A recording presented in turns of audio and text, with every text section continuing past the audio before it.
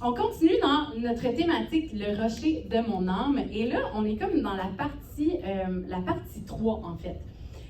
Parce que pour ceux qui ne s'en rappellent pas, on voyait ensemble l'histoire de Esdras et de Néhémie avec le peuple qui, autour de la parole de Dieu, vont vraiment reconnaître leurs besoins de Dieu parce qu'ils ont subi toutes les conséquences d'une indépendance de cœur face à Dieu. Ça fait des générations qui vivent en exil, ils n'ont plus de pays, ils n'ont plus toutes les richesses, les bénédictions, ils sont esclaves et tout ça, donc ils vivent une réalité difficile.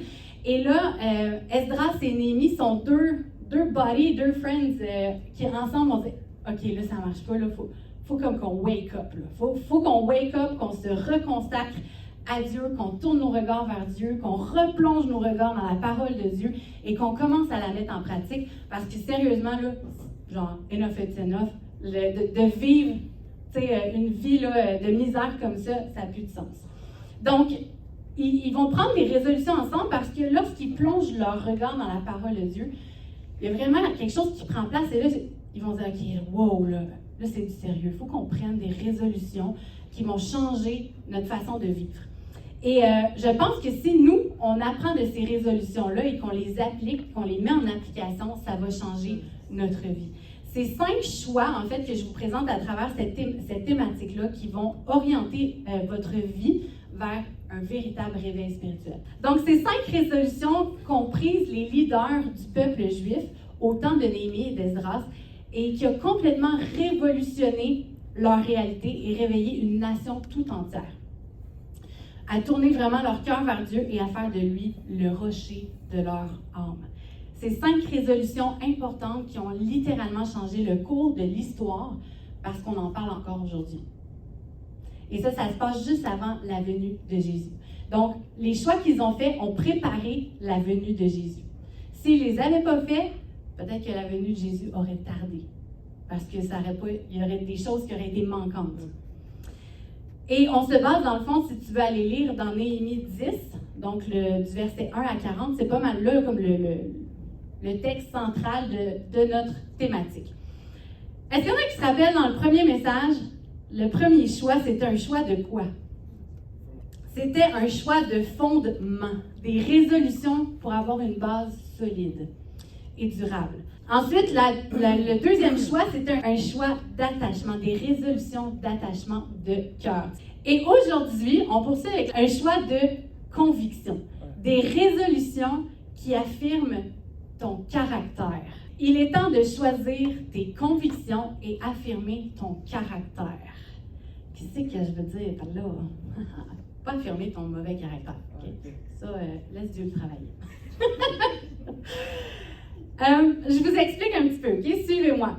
C'est quoi un choix de conviction qui vont vraiment affirmer notre caractère? Un pasteur évangéliste humble, passionné, courageux, qui a contribué à l'implantation, donc au démarrage de 14 églises.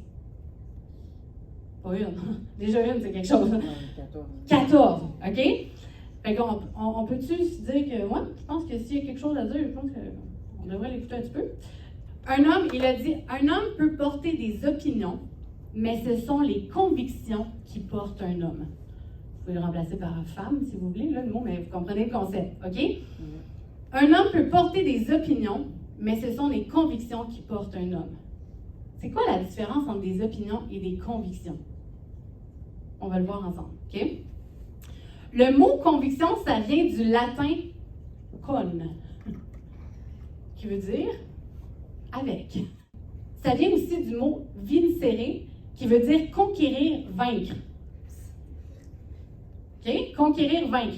Donc, si on résume un petit peu, OK, pour vous, juste pour vous, une petite définition, la personne convaincue, c'est celle qui a des convictions, celle dont la volonté a été entièrement conquise. Elle n'hésite plus, elle est attachée à ses priorités et sait repousser ce qui est contraire à ses valeurs. On ne parle pas d'opinion. Ah oui, moi je pense que non. On parle de conviction. Vous voyez la différence? De conviction profonde, qui fait en sorte que la volonté de la personne, elle est entièrement conquise, entièrement conquise par certaines convictions. Et là, ce qu'on veut, en fait, ce soir, c'est réaliser que la volonté de Dieu, elle est parfaite. On l'a même vu dans notre thématique, ça voulait dire quoi? Est-ce qu'il y en a qui s'en rappellent? La volonté de Dieu, on l'a résumé en 2 mots, avec un trait d'union dans le milieu. Jésus-Christ.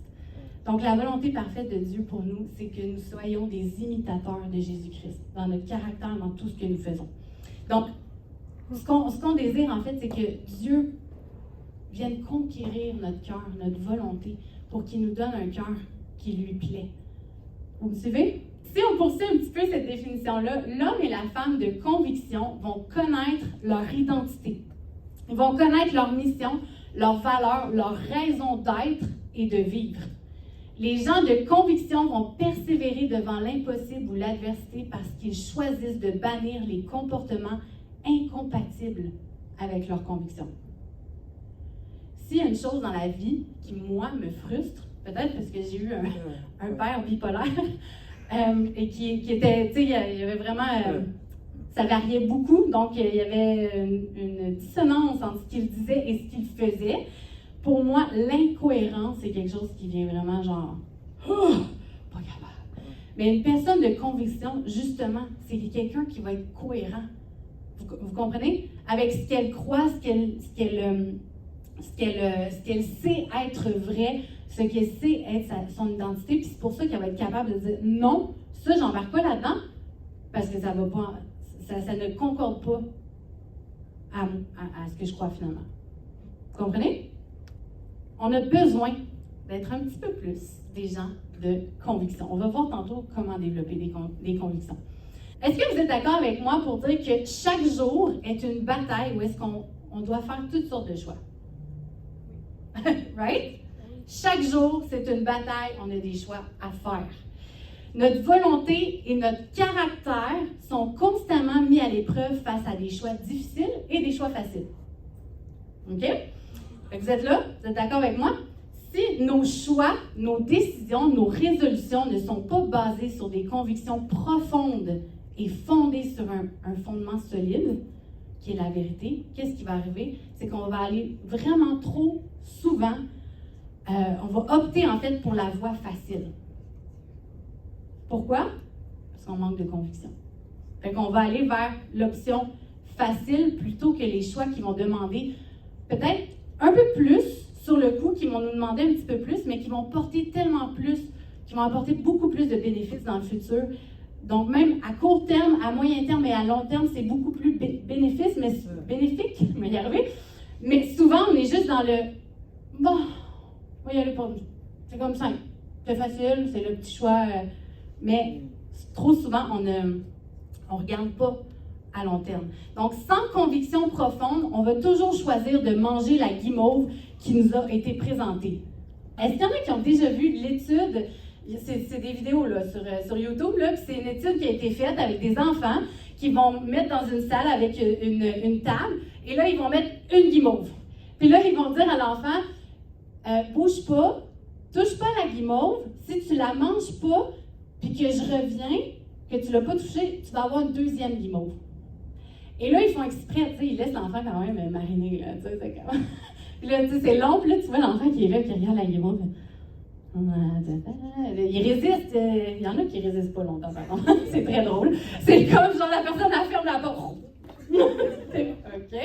Et t'en as qui résistent quand même longtemps, mais qui finalement, ils vont comme, j'ai trop faim, puis là, ils vont genre, mais ils pensent pas à la deuxième guimauve, tu comprends? Il y en a quelques-uns qui résistent, là, tu sais, qui se contrôlent et tout ça. Fait que c'est ça que je veux dire par sans conviction profonde, on va toujours choisir de manger la guimauve qui nous est présentée live là. Alors que Dieu a pour nous encore mieux. Puis on a besoin de développer des convictions. Notre cher ami Philippe Vigée, il a dit, là où les enjeux sont éternels, les opinions ne suffisent pas. Qu'est-ce que ça veut dire en bon québécois? Là? Ça veut dire des... Moi, je pense que ça suffit pas là. Non. OK? Moi, je me dis que, tu sais, dans le fond... Ah, ben, je le file de même. Je le file. J'ai le goût, fait que, je fonce. J'ai envie, j'y vais. Ben live, j'en ai besoin. Fait que go.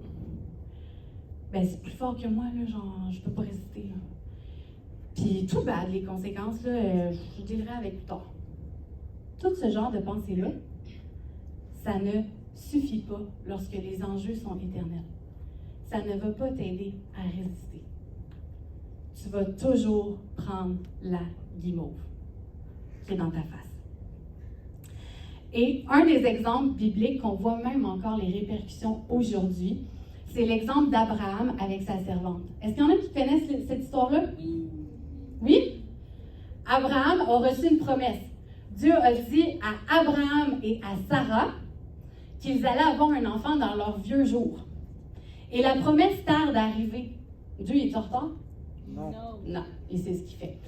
Et en même temps, c'est vraiment un test de foi. Et plus tard, Abraham, par la grâce de Dieu, parce que Dieu va pardonner et tout ça, mais il va être appelé le père de la foi. Fait que pour être appelé le père de la foi, il fallait quand même que sa foi soit testée. Et ben là, dans cette attente-là, Abraham, il y a une petite idée, il y a une petite guimauve qui lui est présentée. Et même c'est sa femme qui va lui présenter. Elle va te dire, hey, peut-être que c'est pas avec moi, dans le fond, que tu vas l'avoir l'enfant. Vas-y, couche avec ma servante. C'est peut-être par lui que tu vas avoir une descendance. Qu'est-ce qui arrive? La servante, Agar, enfante. Son enfant s'appelle comment? Ismaël. Ismaël, c'est l'ancêtre des musulmans. Donc, les Palestiniens, en ce moment, leurs ancêtres, c'est Ismaël. Les ancêtres des Juifs, c'est qui? Isaac, qui était le fils de la promesse, le fils de Sarah et d'Abraham, que Dieu avait déclaré que c'était lui, là, la descendance par laquelle Dieu allait choisir de se révéler à travers son peuple. Pas parce que Dieu n'aime pas les autres, parce qu'il a choisi à travers un peuple d'agir, de montrer comment Dieu était différent de tous les autres dieux, pour pouvoir, après ça, à travers Jésus, aller chercher tout le monde entier, dont toi et moi. OK? Parce à moins qu'on ne parle pas qu'il n'y a personne de juif ici. Donc, hein? Merci Jésus d'être venu. Mais vous voyez, encore aujourd'hui, on le voit dans les nouvelles. Qu'est-ce qui se passe entre Israël et la Palestine? La fight solide, là.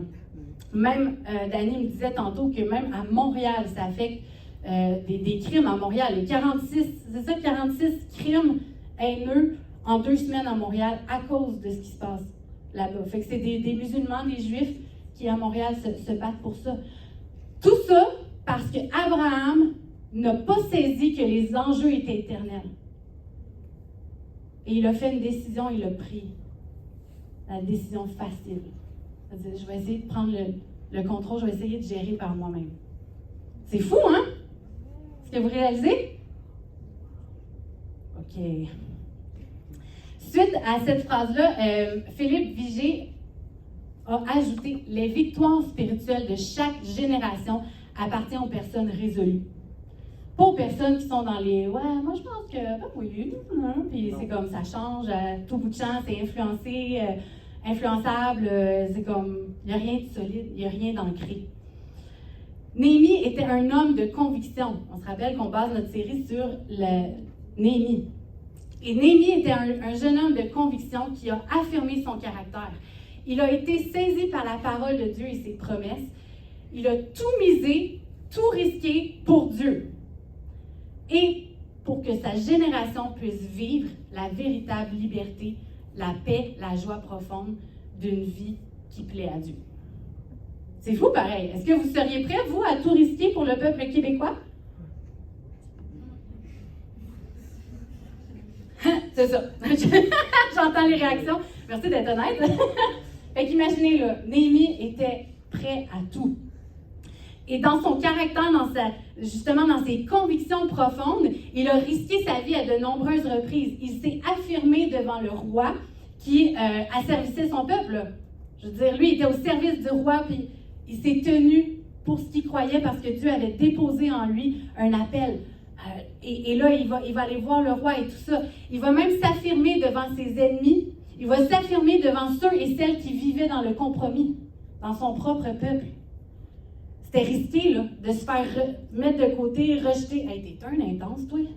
Genre, calme-toi. Là, je parle pas de... On s'entend, je ne vais pas encourager le fanatisme de gens qui ne sont pas connectés terre à terre, là. On s'entend. Un de mes pasteurs qui m'a influencé énormément disait toujours, un chrétien, c'est quelqu'un qui a les 2 pieds ancrés sur terre, mais les 2 bras dans les airs. Dans le sens qu'on vit dans le monde. OK? On ne va pas se mettre à vivre comme des Amish. Non. Mais, vous comprenez, on est actuel. Mais on regarde vers le ciel, on veut une touche de Dieu. Amen? Donc, Néhémie, il ne cède pas devant les menaces de mort. Il ne va pas craindre de faire des choix pour remettre Dieu au centre de son cœur, de sa vie. Et il ne va pas craindre d'inspirer les autres à faire de même. Fait que lui, l'opinion des autres, est-ce qu'il y en a qui luttent avec ça? L'opinion des autres? Hey, vous êtes menteur. Il y a personne qui lève la main, ça se peut pas. Est-ce qu'il y en a qui luttent avec l'opinion des autres? Hein? On va être sincère. Néhémie, là, il s'est dit, moi, j'ai soif de Dieu, j'ai soif de vivre la vraie vie. Puis peu importe ce que les autres autour de moi vont dire, moi, je veux les influencer, je vais les encourager à me suivre. Pourquoi? Pourquoi il a réussi? Il était un homme de conviction. Dieu était avec lui, il était un homme de conviction, il l'a mis en premier. Et Néhémie était vraiment... c'est ça, il n'avait pas peur de l'opinion des autres. Puis, même si les enjeux étaient assez intenses, il a fait des choix en fonction de ce qu'il ressentait, de ce qu'il savait qui venait de Dieu. Par rapport à la parole de Dieu et tout ça. Donc, il a fait des choix parce qu'il réalisait que c'est une question de vie ou de mort. Littéralement. Une histoire de vie et de mort. Et en fait, Néhémie va s'inspirer de son ancêtre, Moïse, là on retourne encore plus dans Back in the Days, Moïse, qui avait reçu une parole qui était écrite dans le Deutéronome. Donc, Néhémie connaissait ce passage-là. Et dans ce passage-là, ça dit, c'est Dieu qui parle. Il dit, vous voyez, aujourd'hui, je place devant vous la vie, le bonheur d'une part, et la mort et le malheur d'autre part. Est-ce que c'est parce que Dieu veut le malheur de quelqu'un? Non. C'est que Dieu sait qu'en fonction de nos choix, soit on va vers la vie, soit on va vers la mort. OK? Donc, Dieu nous donne un choix. On n'est pas des pantins. Et il va dire, prêtez donc attention aux commandements que je vous communique aujourd'hui. Acceptez d'aimer le Seigneur, votre Dieu, de suivre le chemin qu'il vous trace, d'obéir à ses commandements, à ses lois et à ses règles. Alors, la promesse qui vient avec, alors vous pourrez vivre, vous deviendrez nombreux et le Seigneur vous comblera de ses bienfaits dans le pays dont vous allez prendre possession. Il y a vraiment une bénédiction lorsqu'on choisit d'aimer Dieu et de lui obéir. Donc, Néhémie avait saisi ça. Il s'est dit, moi, c'est pas vrai que je vais faire comme mes parents, comme mes grands-parents, qui n'ont pas écouté ça. Et qui ont vécu justement, eux autres, ils l'ont vécu, là, la mort, l'esclavage, l'exil, tout ça. Ils ont vécu tout ce qui venait avec leur choix. Et Néhémie s'est dit, non, moi, je ne ferai pas le même choix. Chaque jour, le péché, l'indépendance des cœurs face à Dieu et les désirs égoïstes vont produire la mort spirituelle et physique autour de nous. Damn! Oui, c'est vrai, OK? Puis trop souvent, on ne le réalise pas. Puis je sais que des fois, c'est un message qui peut choquer, puis genre, t'es pas intense là ce soir? Oui. Si je t'aime, je suis intense, OK? Parce que sinon, je te dirais genre une petite affaire toute doux, là, pour que tu sois bien, OK? Alors que Dieu veut des fois nous réveiller, dire, hey, saisis qu'il y a un enjeu éternel. Saisis que devant toi, il y a la vie ou il y a la mort. C'est pas vrai que tu peux vivre ta vie sur la clôture, un pied là, puis vivre les bénéfices de chaque bord, genre. C'est pas comme ça que ça marche. Si tu restes comme ça sur la clôture, ce qui va arriver, c'est que la mort va t'entraîner. La mort spirituelle, c'est la séparation éternelle avec Dieu. C'est real, guys. C'est real. C'est pas fiction, genre série Netflix, là. C'est vrai. Donc, notre monde et l'humanité, en ce moment, et depuis le début des temps, à cause de l'indépendance du cœur, le monde souffre et subit les conséquences. Donc, quand quelqu'un, est-ce qu'il y a déjà des gens qui ont eu une question que les gens ont dit, ouais, mais si Dieu existe, pourquoi il y a autant de merde? Pourquoi il y a autant de souffrance? Pourquoi il n'y a pas juste enlevé la souffrance? Eh bien, Dieu, il a donné la solution, mais nous, on a fait. C'est ça pareil, là. Mais c'est vrai, right? Dans notre cœur, on est comme, ouais, la volonté de Dieu, moi, pas trop, non. Des fois, quand ça me tente. Right? C'est vrai.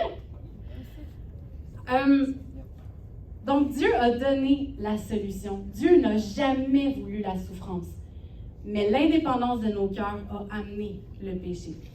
Lorsqu'on a ce choix-là devant nous, là, ici, je le remets juste pour vous, c'est qu'on a besoin de réaliser que notre vie ne peut déverser, parce que je ne sais pas si vous vous en rendez compte, là, mais vous avez une influence, vous avez un impact autour de vous. Ta vie ne peut pas faire deux choses en même temps.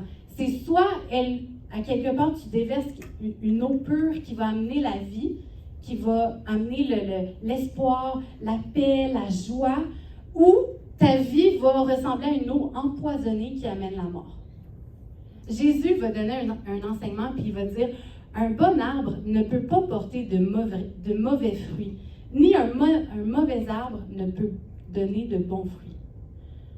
Comprenez? C'est un ou l'autre. En effet, chaque arbre se reconnaît à ses fruits. On ne cueille pas de figues sur des chardons et on ne récolte pas non plus du raisin sur des ronces. Autrement dit, tu ne vas pas dans un verger pour y trouver des ananas. L'homme qui est bon tire le bien du bon trésor de son cœur. Celui qui est mauvais tire le mal de son mauvais fond. C'est pas la faute de Dieu, là. OK? S'il y a du mal, c'est pas la faute de Dieu, c'est la faute des hommes qui rejettent Dieu. Ce qu'on dit vient de ce qui remplit le cœur. Petite parenthèse ici, qu'est-ce qui sort de ta bouche? Quand je parle que ta vie se déverse, là, on parle beaucoup dans une journée. Il y en a peut-être moins. Je vois les visages des introvertis sont comme, ouais, moi je parle moins.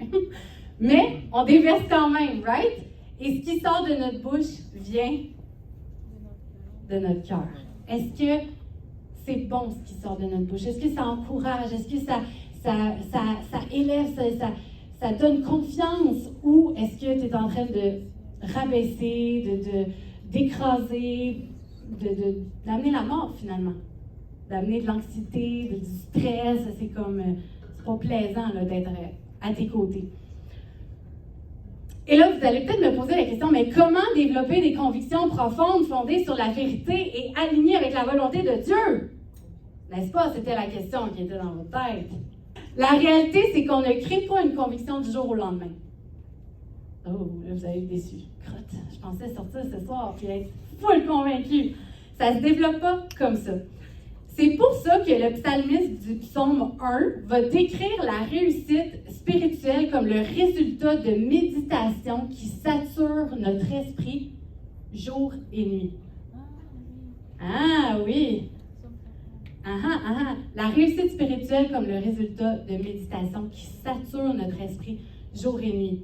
Est-ce que c'est ton cellulaire et les réseaux sociaux qui saturent ton esprit jour et nuit? Est-ce que c'est le regard des autres qui sature tes pensées jour et nuit? Ou est-ce que c'est la parole de Dieu?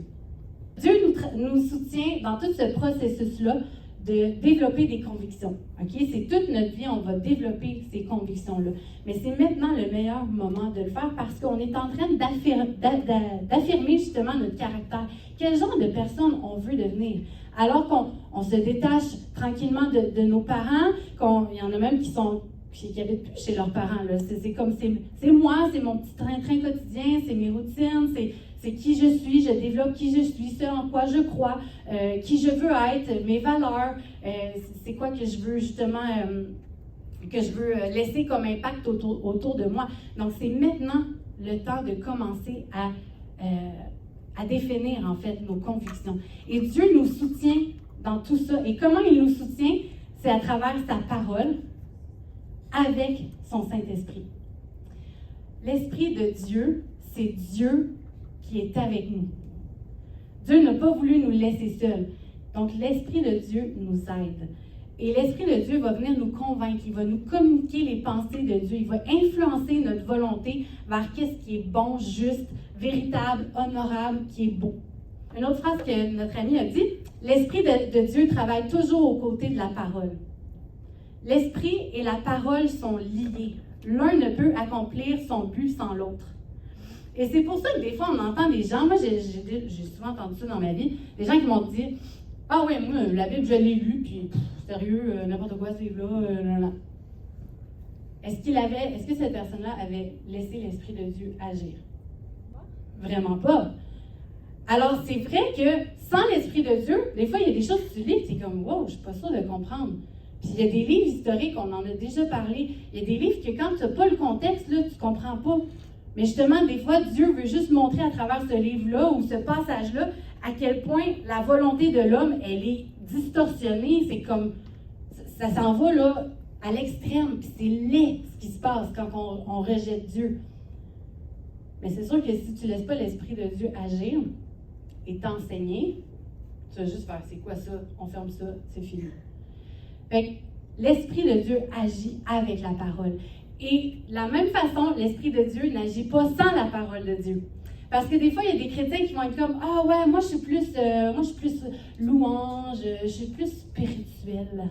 Je n'ouvre pas trop ma Bible, tu sais, je lis pas trop. Tu sais, moi, je ressens des choses avec Dieu. » C'est très dangereux. C'est très, très dangereux, OK? Parce que, là, juste pour vous, un petit accent. Parce que là, tu vas être influencé juste par tes feelings à toi. Et tes feelings à toi, ils sont quoi? Ils sont tous proches, ils sont tous mêlés, ils sont entremêlés, OK? Tu as besoin de la vérité, la parole de Dieu. Et Dieu a choisi ce moyen-là, qui est à quelque part comme son livre intime, son journal de bord, qui nous a tous laissés pour qu'on puisse découvrir son cœur. Fait que si toi, tu te dis, « Ah non, moi, j'ai pas besoin de ça, moi, j'écoute des choses, j'écoute la louange, puis... Oui, Dieu peut agir, mais à une certaine mesure, là. On s'entend? C'est sa parole de Dieu, c'est la parole de Dieu qui nous parle, qui nous transforme. L'Esprit de Dieu agit à travers la parole de Dieu. Donc, comme un nageur olympique a besoin de ses deux bras pour nager, comment il y avait ça, le papillon, ça? Un chrétien ne peut avancer sans vivre pleinement l'influence de la parole de Dieu et l'influence de l'Esprit de Dieu. Sans cet équilibre-là, qu'est-ce qui se passe? Juste pour vous, OK? Oui, j'ai pas peur du ridicule, juste pour vous. On tourne en rond, OK? On a besoin des deux. Donc, la réussite spirituelle ne peut que être le résultat d'une relation grandissante avec Dieu par sa parole et son esprit qui agissent en nous. Mais qu'est-ce que c'est? Ce sont des cornichons sucrés. Il y en a comme ça? Oui, OK. Si vous n'aimez pas ça, c'est pas grave. Restez avec moi, c'est l'illustration, OK? Fait que pour l'illustration, aimez ça, OK? Dans la nature, tu ne trouveras jamais un champ de cornichons sucrés. OK? Il n'y a jamais personne qui va te dire « Hey, en fin de semaine, moi, je suis allée cueillir des cornichons sucrés. » Parce que dans la nature, ça n'existe pas des cornichons sucrés. Les cornichons sucrés, c'est quoi? C'est des concombres qui sont marinés. Le petit liquide que tu vois, c'est une marinade. OK? C'est mariné, ce sont des concombres, une sorte de concombre qu'on laisse tremper, qui s'imbibe de cette marinade-là, qui prend un goût un peu sucré, parce que dans cette marinade-là, je peux même vous donner la recette, il y a du vinaigre, des épices, graines de moutarde et du sucre. OK? Fait que un cornichon sucré n'existe pas à l'état naturel. C'est un concombre qui a mariné longtemps. De la même manière, par nature, nous ne sommes pas imbibés de la parole de Dieu et de son esprit. Donc, par nature, comme ça, on n'arrive pas à créer des convictions ancrées dans la vérité. Ça va te demander de mariner. Mais je suis certaine que cette image-là va vous rester toute votre vie. Donc, qu'est-ce que ça veut dire, ça? C'est que nous, en tant que chrétiens, on a besoin d'être stratégiques.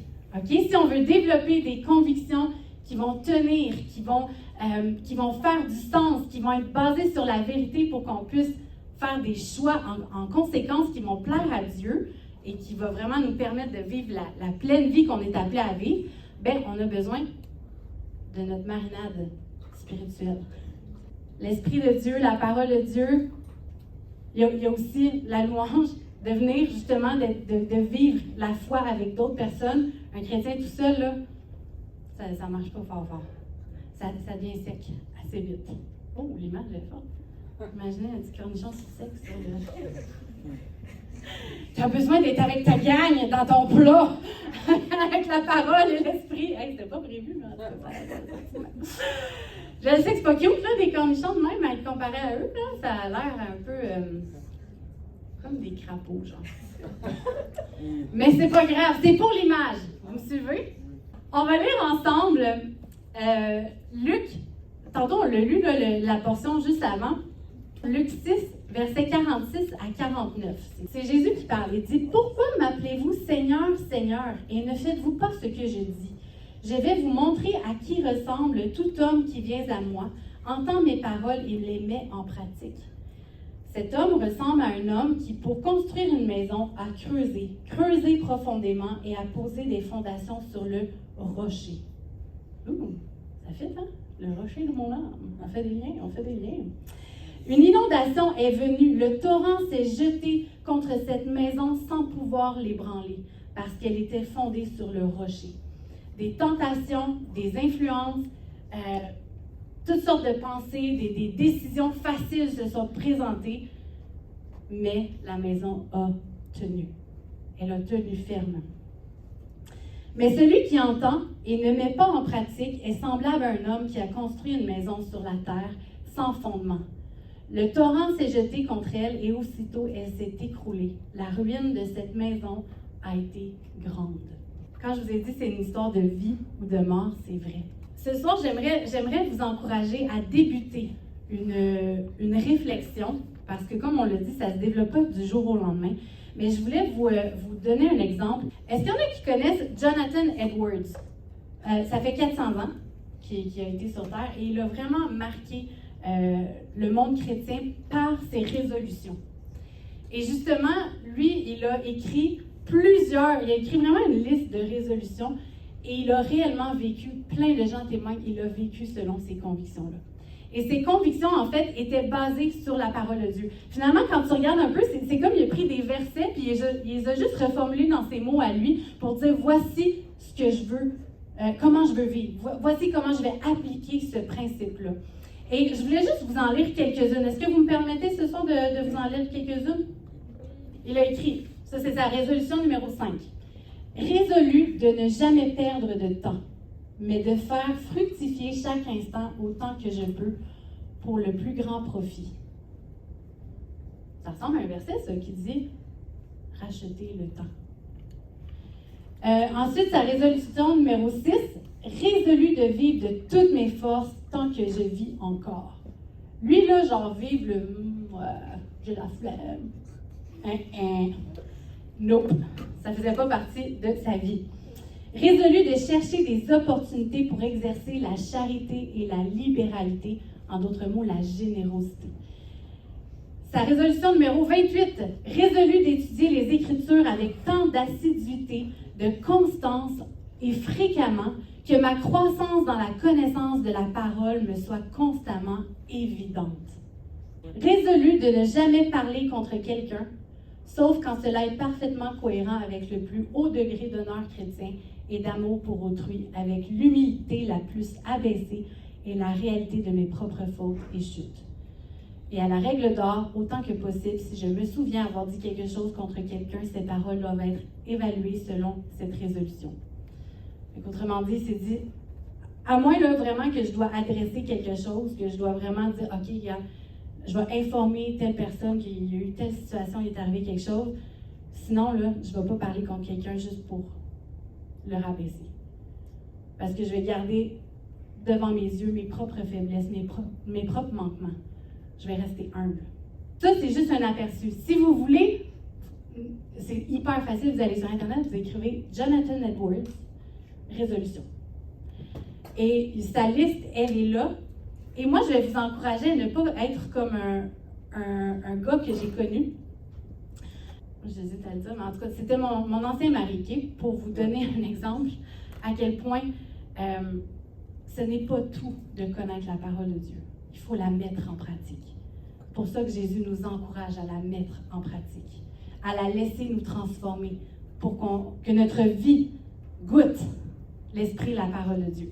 Mon ancien mari, lorsque je l'ai connu, la première fois que je suis rentrée chez lui, il m'avait fait visiter tout ça, puis là, je vois dans son bureau un gros poster, Jonathan Edwards, résolution. Toutes les résolutions sont là. Gros poster. Ensuite, un peu plus tard, il l'a changé, il l'a mis dans son salon, parce qu'il tripait là-dessus, sur le concept d'être résolu et tout ça, il l'a mis dans son salon. Ensuite, on l'avait déplacé, on l'avait mis comme dans l'entrée, parce que moi, je trouvais que ça ne fitait pas dans le salon. Fait que, j'ai dit, dans l'entrée, ça me va. Fait qu'à chaque fois qu'on rentrait, on voyait les résolutions. Ça ne suffit pas d'avoir des opinions. Quand la tempête vient, quand la tentation vient et frappe à ta porte, quand le mal frappe à ta porte et veut rentrer, tes opinions, toutes cute, tes posters ne suffisent pas. Il a fait des choix à plusieurs reprises qui étaient contre ces résolutions-là. Et ça servait absolument à rien qu'il ait ce poster-là. Parce que ces choix ont amené la mort dans notre mariage. Ces choix ont amené énormément de souffrance dans ma vie. Merci Jésus qu'il a pris soin de moi. Mais ça aurait vraiment, vraiment pu mal finir. Parce que j'en ai eu des idées de suicide. Toute la dépression qui vient avec ça, toute l'anxiété. Vous n'avez même pas idée. Puis je vous souhaite de jamais le savoir. Mais honnêtement, ça ne suffit pas d'être un chrétien qui dit « Ah oui, moi je pense que, ben ouais, ça c'est bon, j'ai des opinions. » On a besoin d'avoir des convictions qui sont ancrées, solides dans la vérité de la parole de Dieu, qui sont alignées avec la volonté parfaite de Dieu. Et ça va changer votre vie, ça va changer les gens autour de vous. Vous allez avoir un impact incroyable. Amen. Alors, j'aimerais terminer avec cette courte prière inspirée du psaume 119, verset 37. Le psalmiste l'écrit « Détourne les yeux de ce qui est sans valeur. Fais-moi vivre dans ta voie. » Alors, Seigneur, je te prie ce soir de détourner nos yeux de ce qui est sans valeur, afin de nous faire vivre dans tes voies, dans ta volonté, et faire de nous une génération, des jeunes hommes, des jeunes femmes, qui savons qui nous sommes, qui savons ce que nous croyons et ce sur quoi nous fondons notre vie. Nous voulons bâtir notre vie sur toi, sur ton amour, sur ta vérité, Seigneur Jésus, à l'aide de ta parole, de ton esprit qui agit dans nos vies. Seigneur, attire-nous à toi encore plus et crée en nous une passion profonde pour ta parole, Seigneur, et qu'on puisse avoir l'humilité de demander à ton esprit de venir travailler en nous, de venir créer, développer ces convictions-là profondes dans nos cœurs, Seigneur Dieu, afin que comme Néhémie, Seigneur, on puisse avoir un impact sur toute une génération, Jésus. Pour toi, pour ta gloire, pour mieux te faire connaître, Seigneur, et que d'autres puissent vivre pleinement la vie qu'il y a en toi. En ton nom, Jésus. Amen. Amen.